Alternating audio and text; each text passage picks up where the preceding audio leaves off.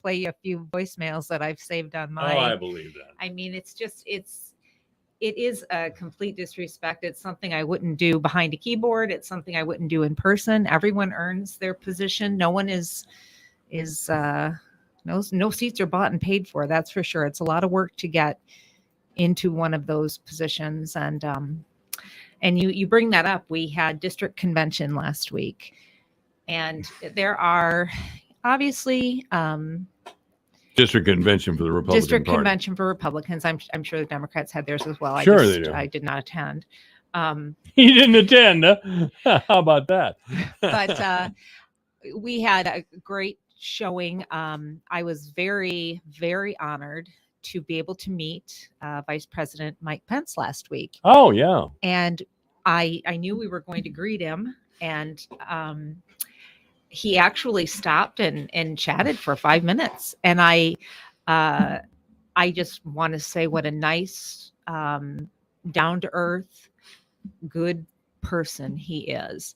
Now, when he came out to speak, there were, obviously we're Republican convention, and just people that were disrespectful in the audience that, for one reason or another. Well, they came to harass Pence, you think? Do not. I think no, they're delegates. Okay. But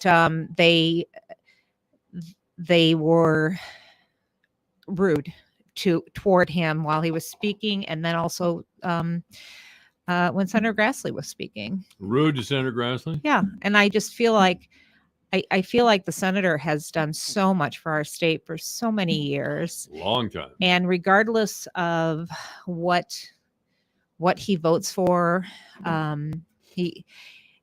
if he's voting for something, he's working to get the best outcome for Iowa, no matter what. And so when you're talking about that, you're talking about respect and the discord. I'm always surprised, very surprised, that delegates to a Republican Party thing would be disrespectful to the former Vice President of the United States.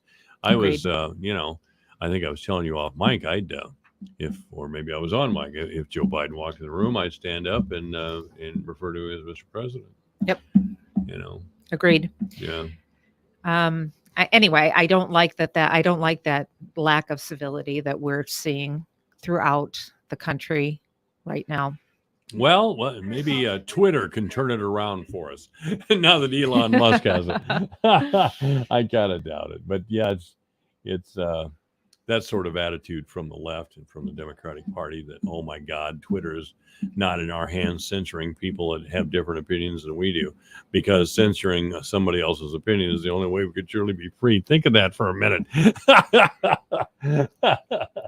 Think of that for just a minute. Yeah, I've been thinking about it. I'm sorry.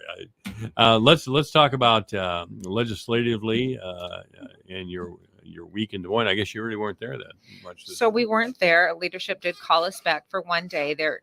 So we are still waiting on the Senate, budgets. right? Yeah. Yes. And we still haven't seen a public budget.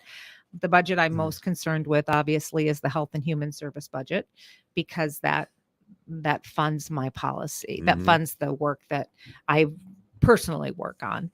And we haven't seen the budget from the Senate yet. We've also passed a lot of policy through Human Resources that I haven't seen taken up in the Senate. So some of that policy will be attached to the budget. But again, we haven't seen them.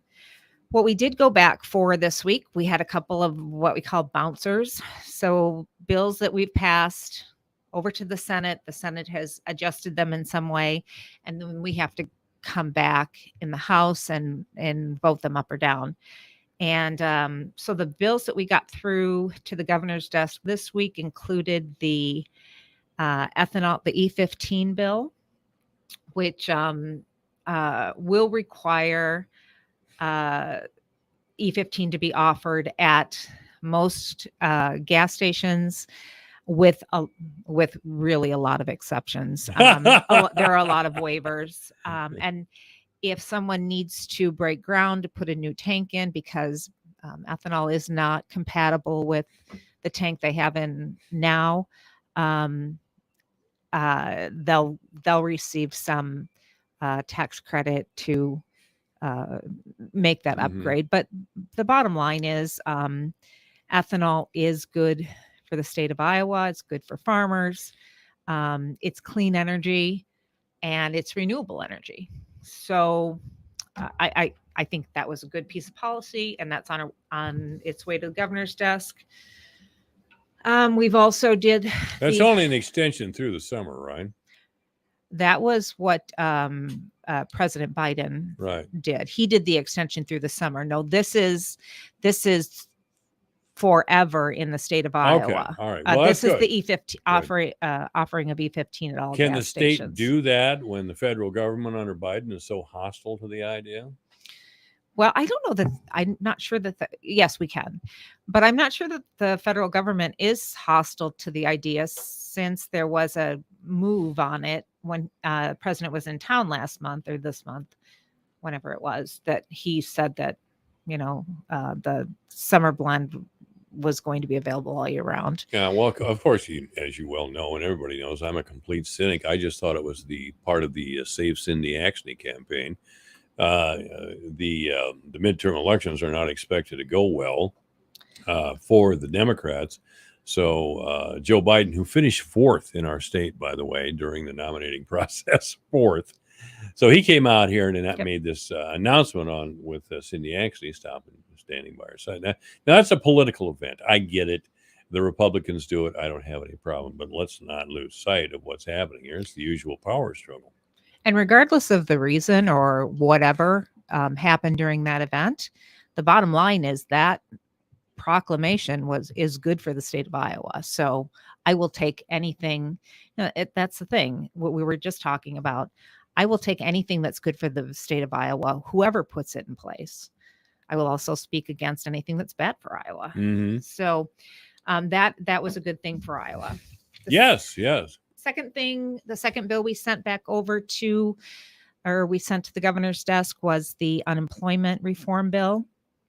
Basically, what this does is it drops unemployment benefits from 6 months to 4 months. Mm-hmm. We did receive an amendment from the Senate to get rid of the first week of unemployment was not going to be paid, but it would have been paid on the back end. The House removed that. And our thought process was this: if you are unemployed, you need that first week of pay. You might, you probably need it any time, but that first week, you might fall behind on your bills or your food or whatever. So we rejected the getting rid of the 1 week, and we did reduce it from 4 months. I'm sorry, from 6 months to 4 months. We think that's fair in this environment. I was telling you off mic that I've heard from several employers in town that this has been a problem for them, especially over the last year and a half. People will come in and fill out applications for employment, and then the company will call them and they'll say, well, I'm going to wait till my unemployment runs out.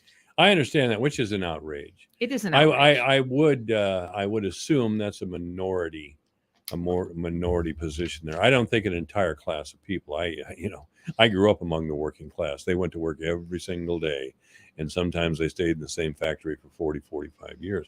And I understand there are those stories out there, and I understand there's those sorts of bums out there. But I'll tell you, and I've been a victim of wage theft. There is such a thing as wage theft, demanding that somebody work on a Saturday or something, not paying them according to state law, and the employer, yes, this that here has never happened to me. Yeah, well, I punched in and out every. I know that, but you could be classified as a professional class worker as well. But when I was working, I damaged a piece of equipment that cost $120 to replace. Mm-hmm. It was a mistake, a good faith mistake. That's all it was. The company deducted the $120 from my pay. Wow. And they said, if you want to take us to court, try it. And what they were saying was, it's going to cost you a lot to go to court and you might lose. In this particular case, I was ready to do it. But believe me, I got my $120. without going into a long story, I got my $120 back and more. I don't even want to go into what that could have been. But that same story has been over and over and over again. You know, they hold in this radio station, one of the general managers, thank God he's gone, but he came here and said, we expect you to work 24 hours a day, 7 days a week. 24 hours, 7 days a week. You know, under federal law, I think they can do that in small market radio stations, not in medium to large market radio stations. You mean on call if there was some news story that was breaking? Well, certainly they expected that. Also, we were expecting if there was an event in town on the weekend, which most of them are, we were expected to show up for it. Mm-hmm. And it was not a request. Hey, if you can make it, you will be there, and you will dress in the company attire, and you'll have a company. What do you call that? Logo or a logo and a lanyard. That's the word I was speaking of. All those things, those have happened just in the last 10 years. So, yeah. So you don't really want to show up at those frontier parades. Is that what you're saying? I don't mind them, actually, but I'm not going to walk the length of Central Avenue anymore. That's coming up when first weekend of June, Frontier Days. I always look forward to Frontier Days. I go out to the fort and hang out, and yeah, it's a fun time. You know, Julie loves that sort of thing. Yeah, she does. I've seen her there before. Oh yeah. Yep. Yeah. So if anyone wants to walk in the parade with me, please reach out to me. As a matter of fact, I have a picture somewhere of you and I and Jim from Frontier Days. I don't know if you were running. Maybe you were running for re-election. I think you were already in office. But anyway, that's also a well-known Webster County Democrat was sitting in the back of a pickup that had all the Democratic Party signs, you know, which is fine. She stood up in the back of the pickup as they were passing me. She said, "Hey, Divine," and gave me the finger. Yikes. And, you know, it didn't bother me. I was blasting the Democrats way back then, so maybe she thought she was going to get some back. I don't know. I even have a picture of her doing that. We have one more bill we passed this week. It was a bill that I ran 6 or 8 weeks ago on the House floor. It was a bill that was aimed at addressing the childcare shortage in town and throughout the state of Iowa. This was a bill that allows 16 and 17-year-olds to work in a childcare center in the school age classroom without someone over 18 in that room. So there could be a 16-year-old with several school age kids, or there could be two 16-year-olds in that room. By no means are they going to be in the building without another worker. I mean, that was kind of the hair on fire debate that happened. I literally heard that. I'm glad you can handle those now. You know, just a few years ago, you'd have been kind of freaked out about that. But yeah, somebody had their hair on fire. You've got a little bark on you now. Way to go. Well, I just feel like we devalue our teenagers and we protect them too much. And I know I'm the pot calling the kettle black. I protect them.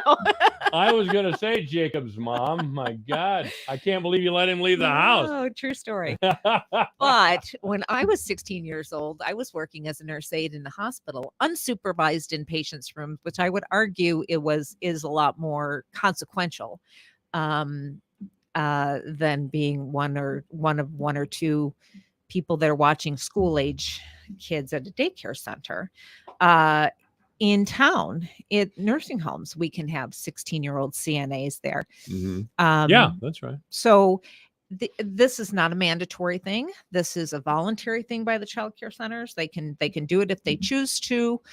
And we have lifeguards. I mean, how old are the lifeguards that are working, watching your kids Teenagers. that are 14, 15, 16? So it did kind of make me crazy how, again, we don't trust our teenagers. Yeah. Are there some kids that don't have that type of responsibility? Without a doubt. Are there some 30-year-olds that don't have that type of? Absolutely. I mean, it's up to the employer to determine what they can do and what they can't do.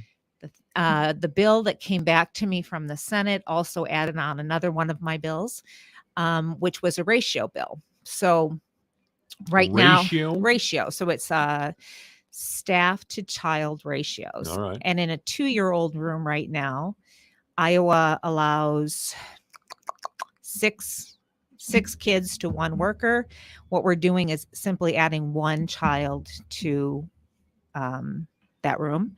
And then 3-year-olds, we're adding 2 children to that room. So right there, that could possibly be in one child care center. That could be 3 families getting back to work because 3 spots have opened up. Mm-hmm. Let's say you've got 40. Let's say you've got a class of 43-year-olds. Mm-hmm. Right now, you'd have to have 5 teachers in there. With this new loosening of the regulation, you could have 4 teachers in there. You could use that cash to reinvest into your daycare center.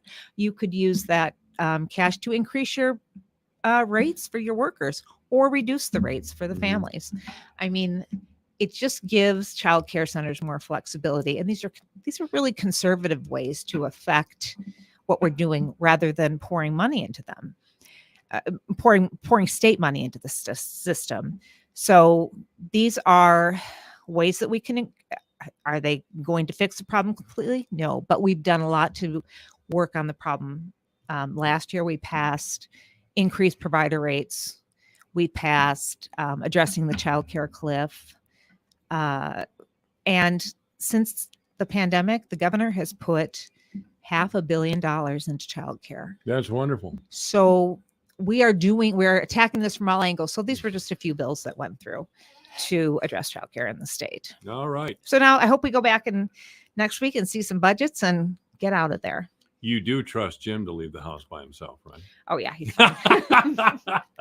You don't make him wear a monitor or any of those things. Oh, I've got him on like 360. I know where he is all the time. And you sent Jake off to college, but you sent an escort or a guardian or something. I also have him on Life 360. If you have any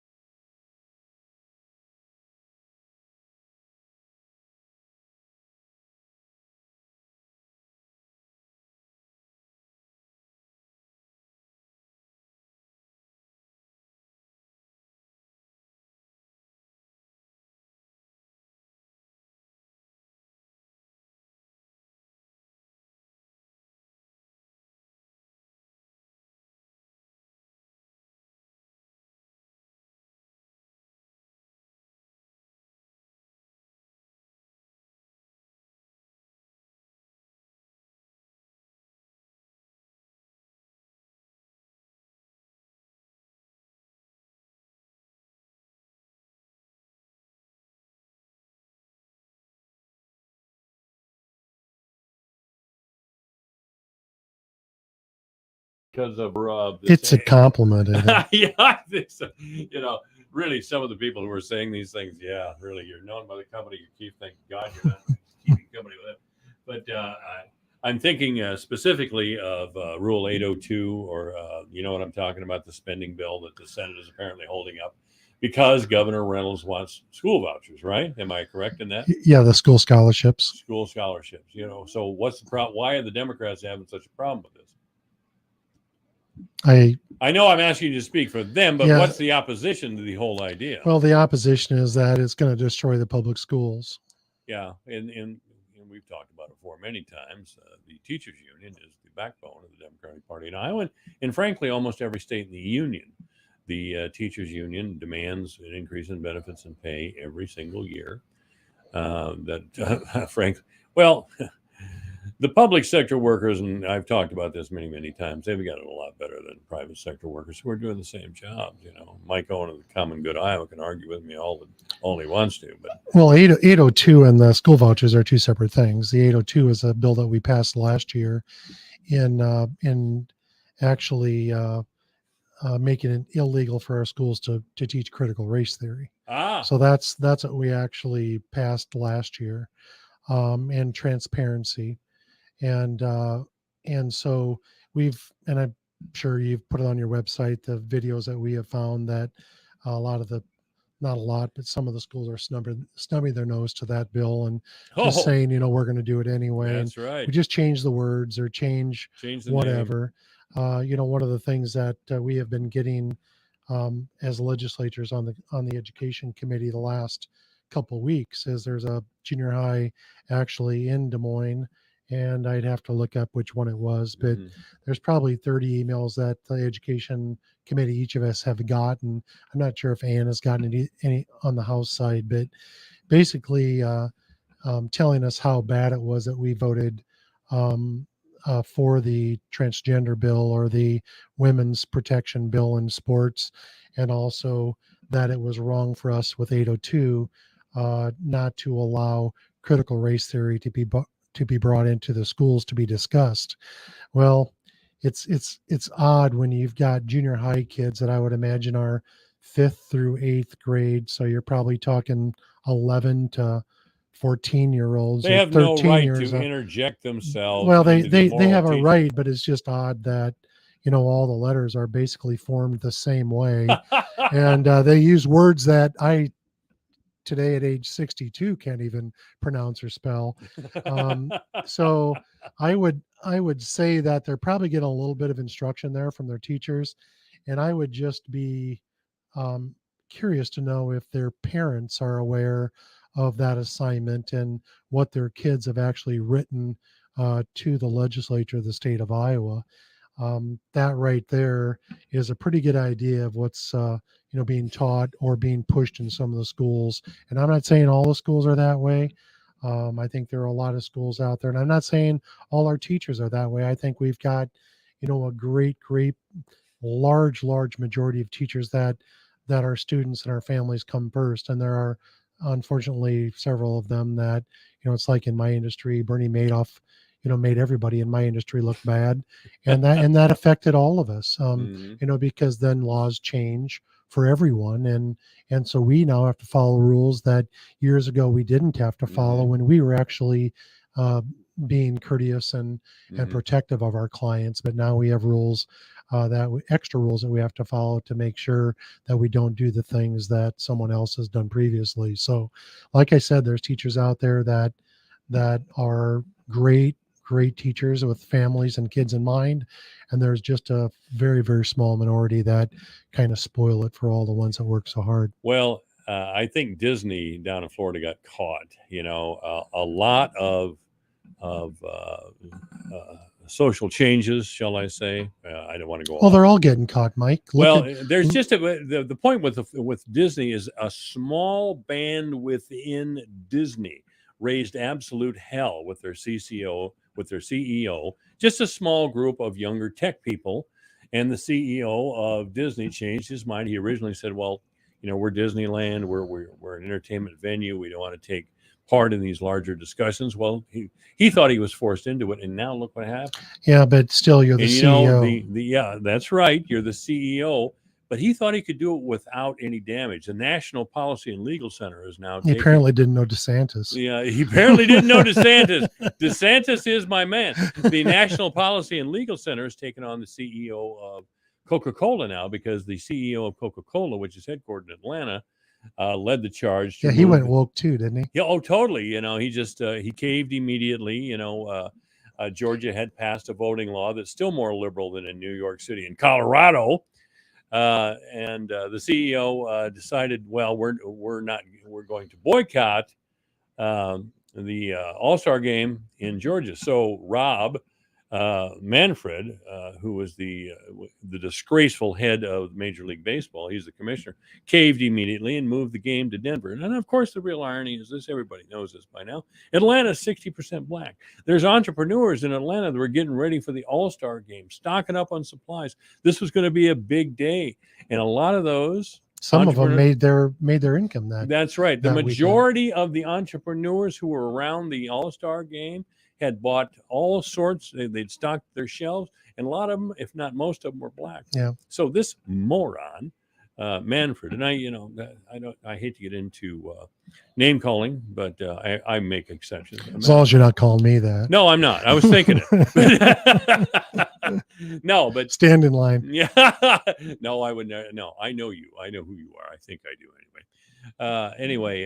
Yeah. So I hope the National Policy and Legal Center starts exposing CEOs who are just really it's all being exposed now. You look at with Twitter being purchased by Elon Musk. Musk. I like Elon. But then you look at now the administration wants to put together a commission to be able to silence free speech. And oh yeah, and I mean, if this isn't the ultimate in hypocrisy, I just can't figure it out. I just can't figure if they think that people in America are that stupid that they can't figure out what's going on or what's going on here. I just don't understand it.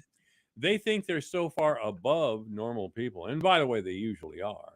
But this is still a free and open country, as much as the Biden administration has tried to suppress it by the way, court packing. We haven't heard of court packing since the 1930s. It'll be back. Yeah, it'll be back. He's going to forgive student loans here pretty soon. And I think if he's going to forgive student loans, he should forgive my mortgage. Or pay us back for the ones that we all spend on our kids. Yeah, I did have student loans. It took me some years to pay it back. Yeah. And I paid full interest and penalties on the whole thing. Yeah.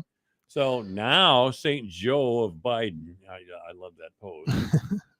Anyway, I'm getting into federal politics. I don't want to do that. But I would ask John Hale. John Hale accused us of a desire to return to the past where book burning is popular. Book burning in the state of Iowa. I'm 70 years old. I've never heard of a book burning incident in my life. If I'm wrong, ladies and gentlemen and liberals, give me a call right now at 955-1400. I'll apologize on the air. But I've never heard of mass book burnings in the state of Iowa ever. I Googled it last night and it came up empty. So I don't know what the hell. He's probably talking about us wanting those books out of the libraries. That's a far cry from book burning.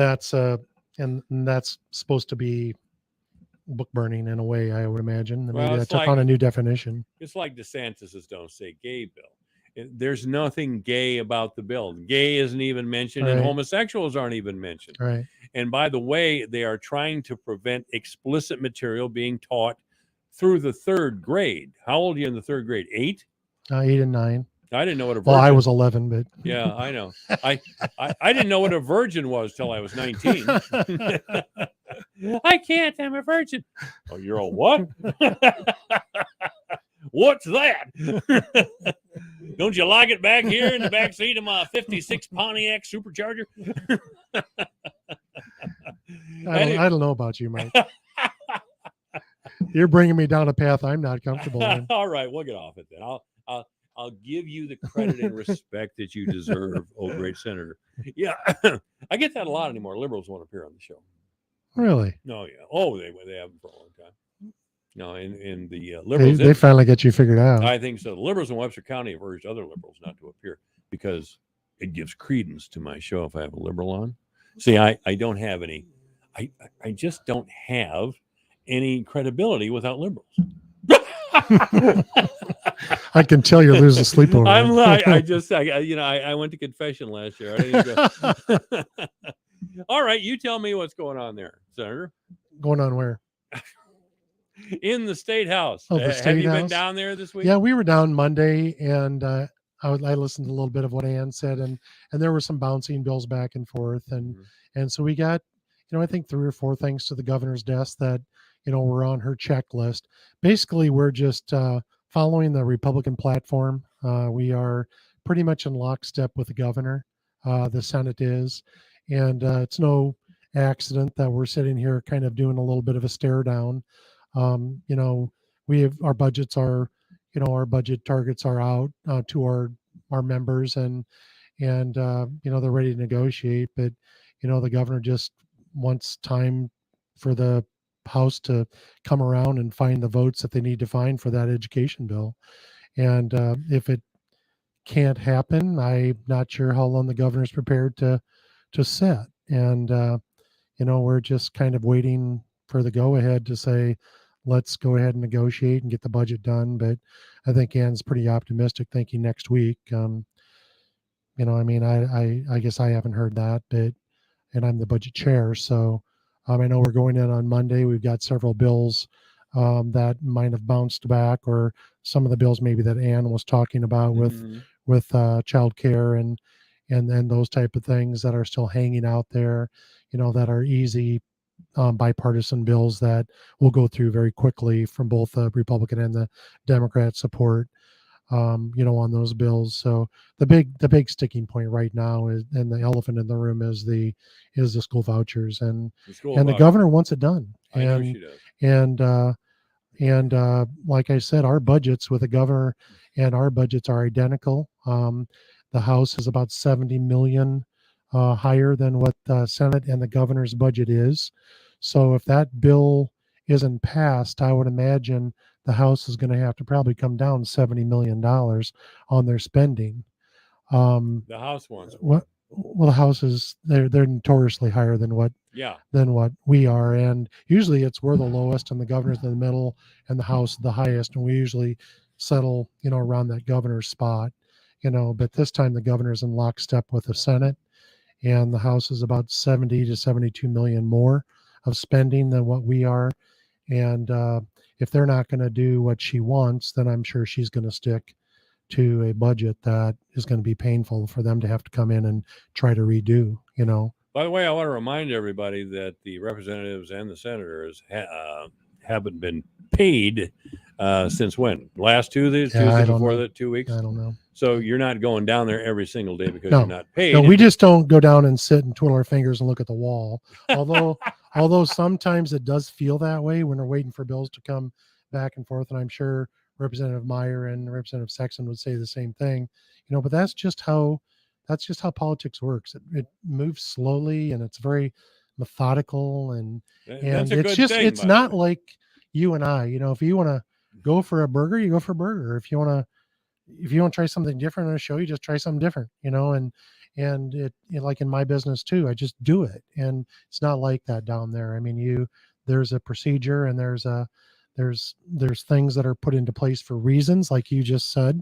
It's probably good that things just don't go 100 miles an hour, because bad things happen when you're speeding, and so that way it gives us a chance to check each other's bills out, and to make sure things are good, like Ann said, for the state of Iowa. That's what our goal is. Our goal is to make Iowa great for our kids and our grandkids. That's what we want, and your son and your grandkids too. Absolutely. That's what I want too. I'm again 70 years old. I'll probably check out. I'll be yelling sometime when the air just fall over.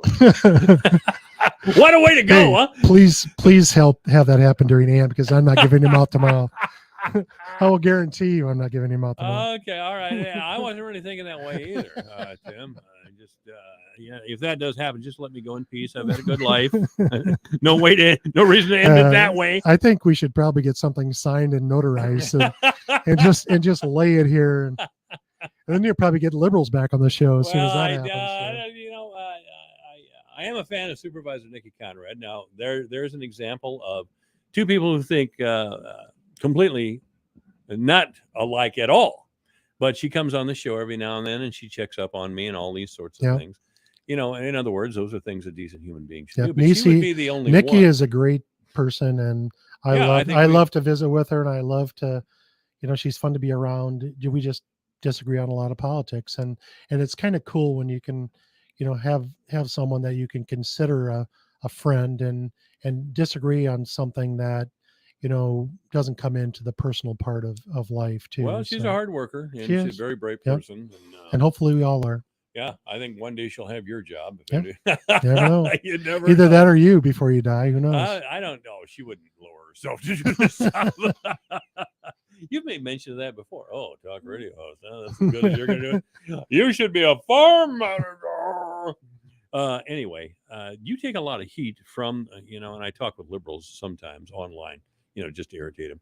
But that's why I don't go online. But I know liberals around the state, and I have a number of friends in our college towns which are inevitably full of affluent liberals who talk like they want a revolution, but really what they really want is a triple car garage. They don't want to see real change. And I have defended you to them. And, you know, if somebody, I actually have young people who are woke call me racist. And that's something they don't want to do. Because I lay it on them, you know, that I have taken black children into my home over the many years and fed them at my table and brought them back time and time again and had them live with me on occasion, because that's what a Christian man does.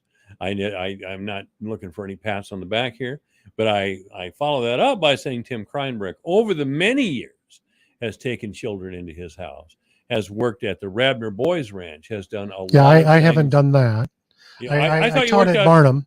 No, I taught at Barnum, but I did teach some of the kids that came to Barnum from the Rabner Ranch. Oh, is that what it was then? Yeah, okay. Yep. I know Ira Shivers, he was at the ranch way back. I think Ira and I had that conversation right here, actually. Yes, you did. That's what I was based on. Great young man. He turned it around. Although he's probably not very young anymore. No, because I keep forgetting that when I was there, I was 22 years old when I was teaching in Barnum. No kidding. Yes. Is Ira that old? He could be. Well, he would have been in probably 15 or 14. Well, that puts him in his 50s. I didn't think he was that old. Yeah, I thought he might be 40. You'll have to ask him when he's on next time. Well, I rarely see him anymore. I mean, his brother runs TC Mays over here now at what is it? Oh, the old Dodger team. They moved it. But anyway, and you know, liberals don't have a resume like that. They don't. That's the point I'm trying to make. And I point but that doesn't make us any better. I would say that we, as Christian men, by our actions, live a correct and Christian life. They don't. That's, you know, I know your heart. You think that's harsh criticism. And maybe I should roll that back a little bit. Maybe I am being too hard, but they're being hypocrites. If we're doing something and they still call us these names. Yeah, that would be the last thing I'd ever call anyone else. As a hypocrite? Is a racist. Yeah, I don't. Why? I mean, I would never. I mean, and it's usually the first card that's played from that side when they know nothing about you. But you know, if they knew about you or knew about our life, and they still did it, then they would be hypocritical, I would think, because if they only knew, you know, then they probably, and they still called us that, then I think it would probably be a bigger problem. But no, you know, you talked about the divide in our country and the divide in, you know, in politics in general, and then it's always, of course, the right that's responsible for that, the divide, you know, and it's the right's fault because they don't believe like we believe. That's right. You know, and that isn't that's not a legitimate comparison or a legitimate answer. It's not a reasoned answer at all. No. There is no reason there. It's just incendiary propaganda. Yes. And I'm glad that people like DeSantis and the National Policy and Legal Center are calling out. And that's one of the reasons why I think you see a legislature and a governor down there in the state of Iowa that doesn't get caught up in the rhetoric. And we don't get caught up in the name calling and, you know, the bad comments. You know, like Ann said, I have 40 or 50 different voicemails that I could play for you today on my phone that I just keep in case something happens. because I don't want somebody to listen to these and Speaking of liberals, oh my know, God! so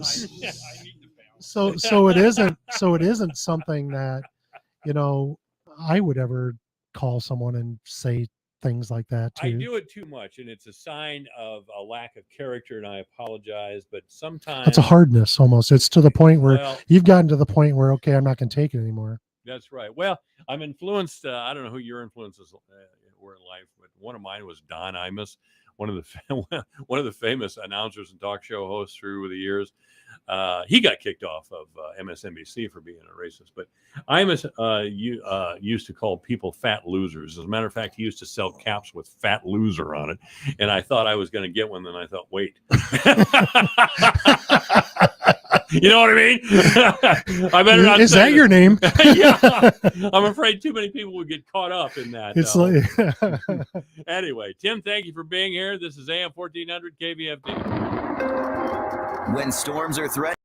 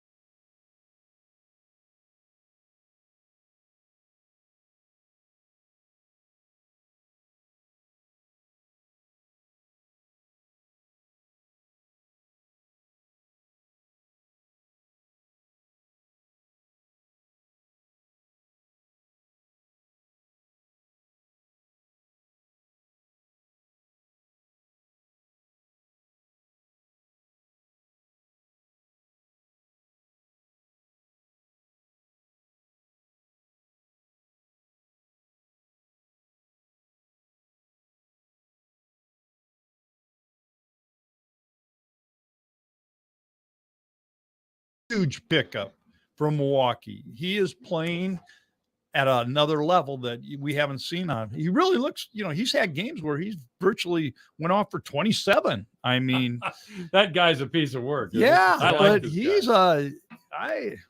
I'm impressed with the way he's fit in with Milwaukee. He's a guy that's he's an easy guy to dislike. Yep. He's the villain. Yeah, he is. He's got an edge to him, but boy, I haven't been impressed with his level of play this year. Did he play for Duke? Yes. Yeah, that's what I thought. Yeah. Duke. Yeah.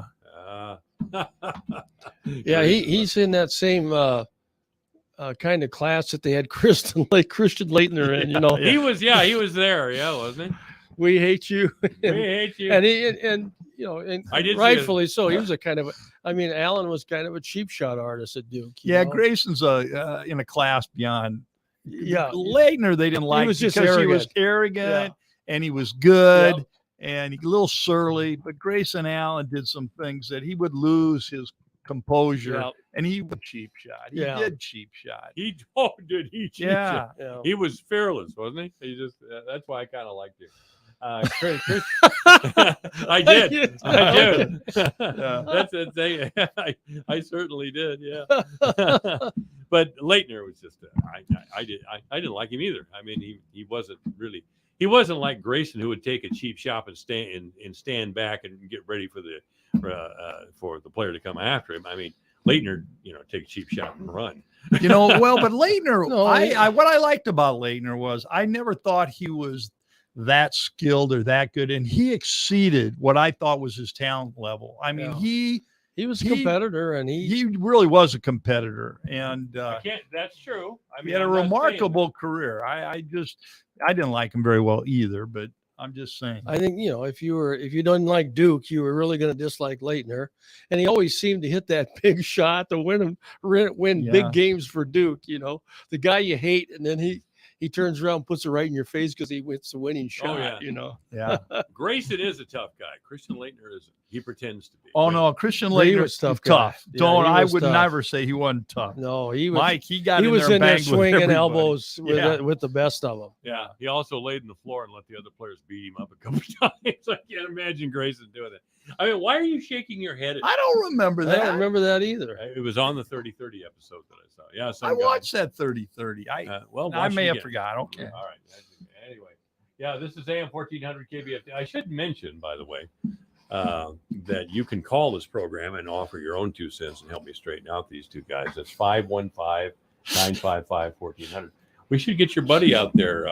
Ramos? No. Yeah, Ramos would be great. I talked to him yesterday. It was funny. He had he FaceTimed me, and he had Hawkins from Creighton in his office. So we talked for a little while, and it was kind of fun to talk to the Hawk and see what he's up to. And so he's hoping he gets a chance to go down to where is the next NBA evaluation.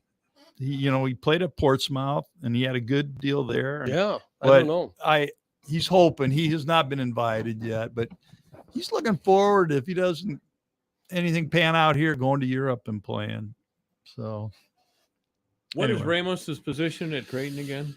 He's a physician. Well, no, he's a physician in Omaha, but he was the team physician for the basketball team for many, many years. And he sits on a number of committees with the NCAA and the Big East as we speak. All right. Yeah. So no wonder he's a friend of yours then. Was he in school the same time you were? No, was with my wife, actually. Oh, he was? Yeah. How much younger is Jill than you? A couple years. Yeah, I didn't know Doug at the time.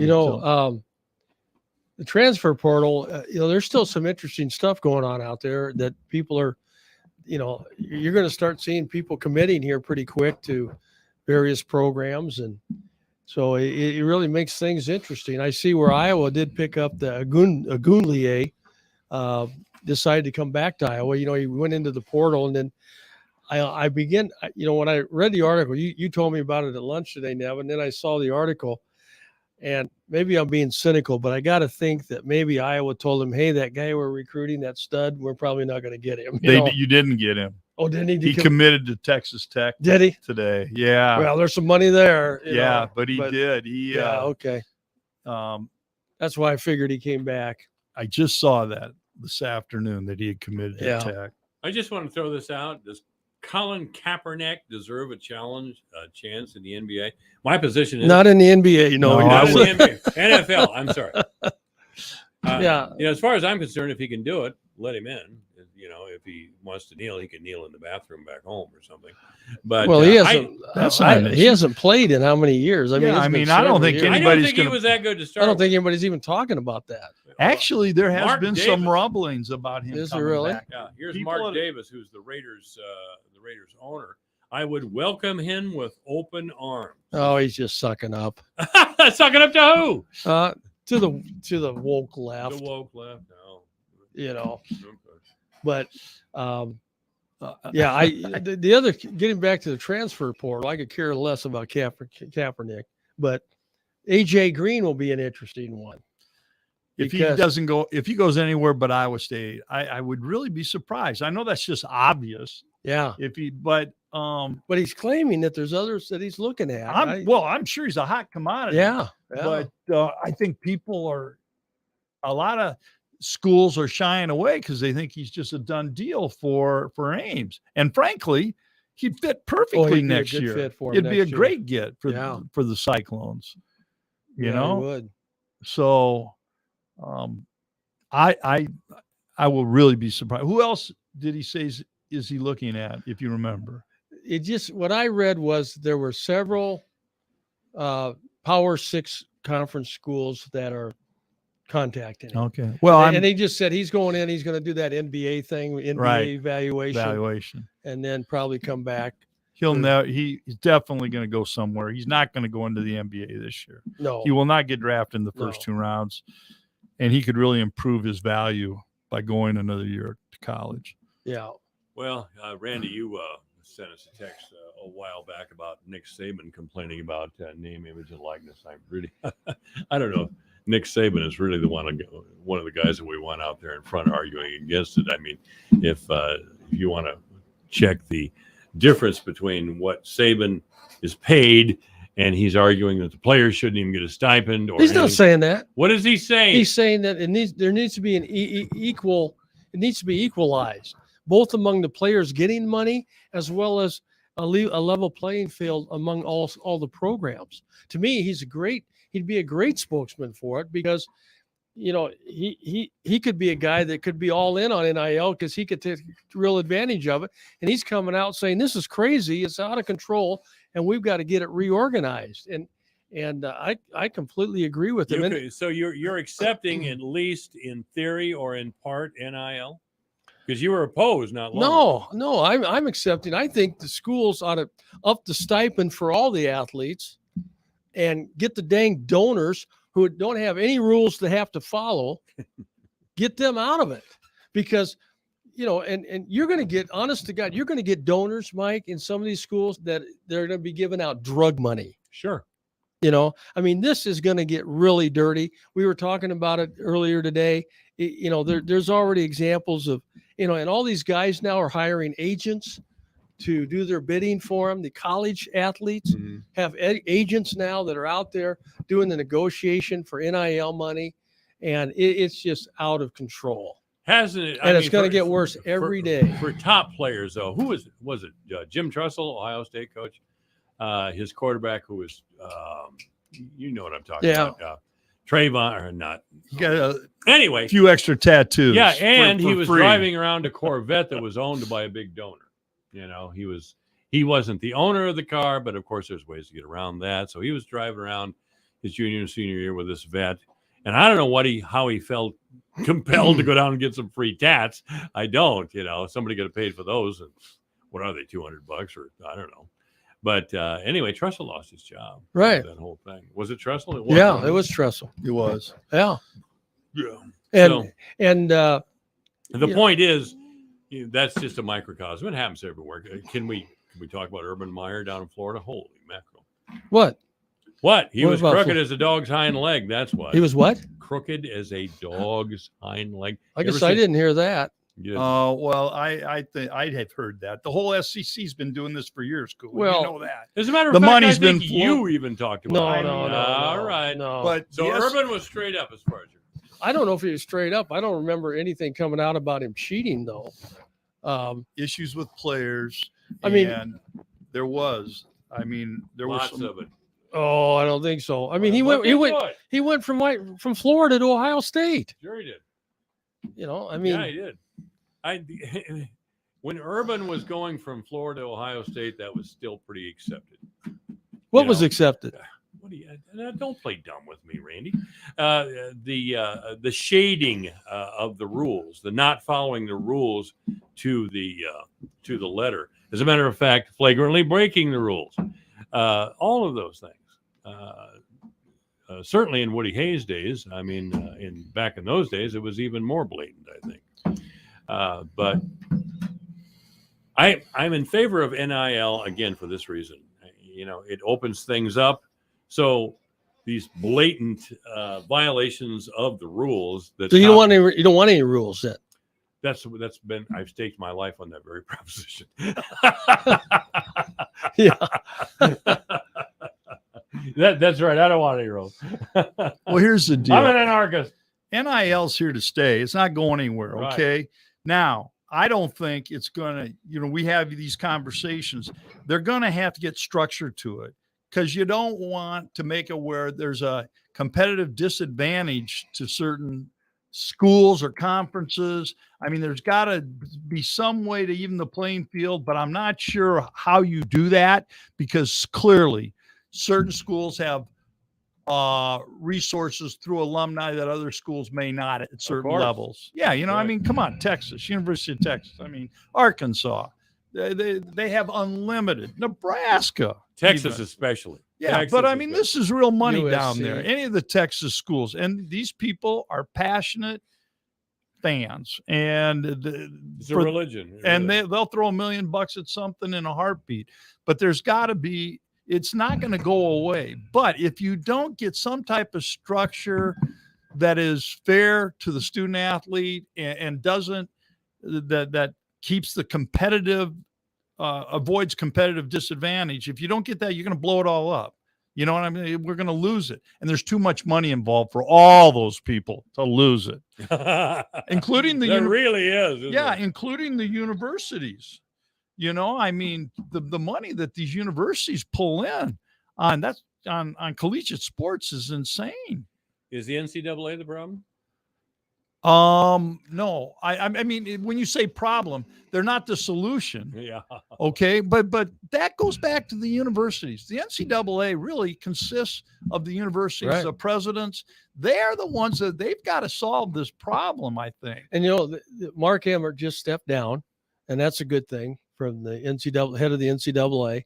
And I hope they get somebody in there that's going to come in there that has the ability, the leadership skills to say, we've got to get control of this. And because it's getting out of hand. It's well, getting and to crazy. your point on the Nick Saban issue, I do think if Saban is opposed to this, he has a significant credibility, because He this does. benefits Alabama. They are Right. the kingpin of spending money like Right. they throw money at their football program like nobody else. And so if he says, listen, we're going to kill the goose that laid the golden egg if we don't get our hands around this, he has credibility, because this thing favors him, at least Right. from us laymen from the outside looking in. It sure looks like it. So I mean, if you get somebody like Saban, Dabo Swinney, some of these big time coaches that say, hey, we gotta nix this, we got to figure this out. I think if you don't do something, Mike, you're going to end up with about 24 programs playing major college football, and Iowa and Iowa State are going to be Division II. Yeah. And Well- if that's what you want, then go for that NIL. That baloney. will not happen. They will never be Division II. That's Well, not going to go to that. And they're always going to be in play. The problem started long before NIL. It started with football and the Power 5 schools wanting, their own autonomy, Right. wanting to get out of the NCAA, Right. and the TV money, and they. Yeah. You guys remember when you were telling me what a liar I was, because Dabo would never be opposed. Well, he was. To the NIL. Your Yeah. news, your town, your station. KVFD News when it breaks. This This is a Fox News alert. Another major sell-off on Wall Street. I'm Rich Dennison. Losses for tech stocks accelerated today, pushing the Nasdaq toward its biggest monthly loss since the 2008 financial crisis. Tech earnings and inflation weighing on the major averages, and April stock declines deepening, dragging the Nasdaq toward its worst monthly performance in more than a decade. The Dow falling 939 points, the Nasdaq down 537, S&P 500 down 156. Fox's Hillary Barsky. Relatives say a 22-year-old former U.S. Marine has been killed alongside Ukrainian forces in a war with Russia in what's the first known death of an American citizen fighting in Ukraine. His widow, Brittany Cancel, tells Fox News he leaves behind a young son and that she sees her husband as a hero. The U.S. government has not yet confirmed those reports. The House Speaker says newly released audio tapes show inconsistencies with the top House Republican. House Speaker Nancy Pelosi responded to leaked audio of a phone call with House Republican leaders recorded last January in the days after the Capitol riot. It just seemed inconsistent to me. In the phone call, House Republican leader Kevin McCarthy raised concerns about the rhetoric of some lawmakers and worried about putting people in jeopardy. Pelosi told reporters. And at the same time complained about my having magnetometers on the floor of the House. Republicans have complained about a requirement to pass through metal detectors before entering the House chamber. Fox's Jared Halpern on Capitol Hill. The federal government says a Colorado State prison inmate is the first person to have tested positive for bird flu in the latest outbreak in the U.S. The CDC reporting the inmate had been on a pre-release employment assignment removing chickens from an infected farm. The agency says he tested positive for the same strain of the virus that has spread in commercial and backyard flocks this spring in 29 states. America's listening to Fox News.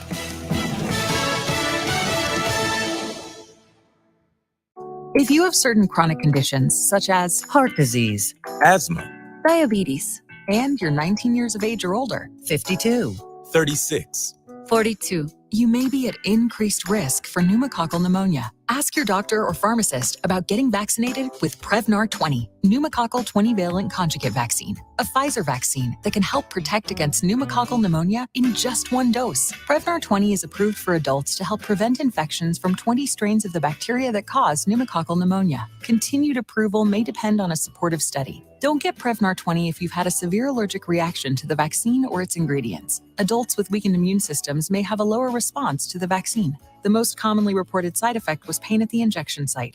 For additional common side effects and full prescribing information, please call 1-855-213-2138 or visit Prevnar20.com. I'm going to ask my doctor about getting vaccinated. Your news, your town, your station.